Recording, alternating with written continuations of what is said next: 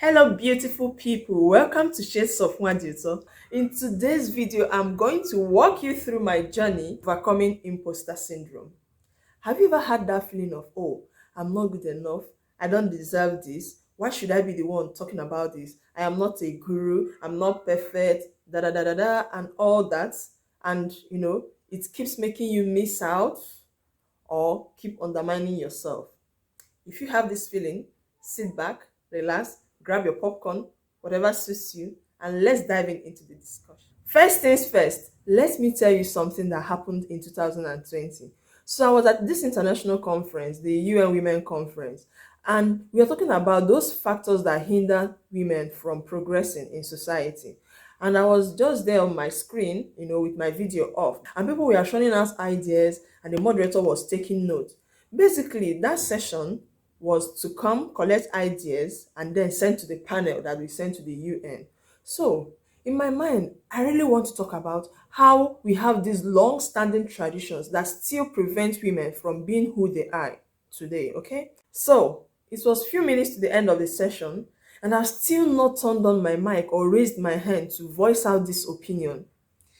But then, deep down me, I'm like, who talks about tradition in an international conference? We then not just, politely keep aside my opinion. But one thing in me keeps saying, raise your hand, put out this opinion. It is important that we talk about this. Well, let's say I fidgeted and did raise my hand, and the moderator said speak, and then I opened my mic and told them about these long-standing traditions. And the moderator was like, good. When it was time to vote, guess what happened? I got the highest vote, and my idea was taken to the next level. Well, I sat down after the conference and I was asking myself, so what would have happened if I didn't talk about this? Well, it will remain undiscussed until someone somewhere gets the inspiration and then talks about it. So that was how what I thought wasn't relevant became the topic of the day. Overthinking can make you undermine yourself. It can make you feel some set of resentment towards your achievements or the things you are able to do. Well, if you are still battling with imposter syndrome, I'm going to give you tips on what I am doing currently to fight to overcome imposter syndrome. The first thing I've told myself is this: what I feel I know, what I feel is common to me, may not be common to someone else. So, why don't I say it?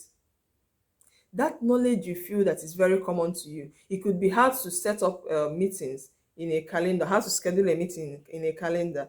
Some people do not know it. So when you feel like you want to teach it to someone or you want to say it, don't feel like it is a common knowledge. No, it is not a common knowledge. There are people who are out there who still don't know it. Perhaps they're not in your audience as you think, but bet you and best believe me that most of your audience are beginners. Now, the second one is this: be a guide and not a guru. If you feel that you have this imposter syndrome, then see yourself as a guide and not a guru. I don't doubt that there are gurus out there. There are a lot of them. But for now, take yourself as just a guide, someone who is sharing, who is still in the process of becoming the best of who he or she wants to become. Another thing is this: we suffer more in our imagination than in reality. You know that moment you are thinking in your head, ha, these people will think I'm a fraud. Oh, they will think I'm not knowledgeable. Oh, what will the experts in the crowd say?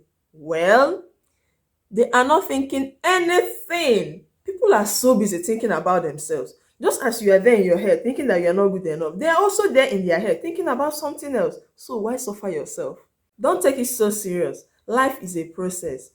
Gradually, we get to where we want to be.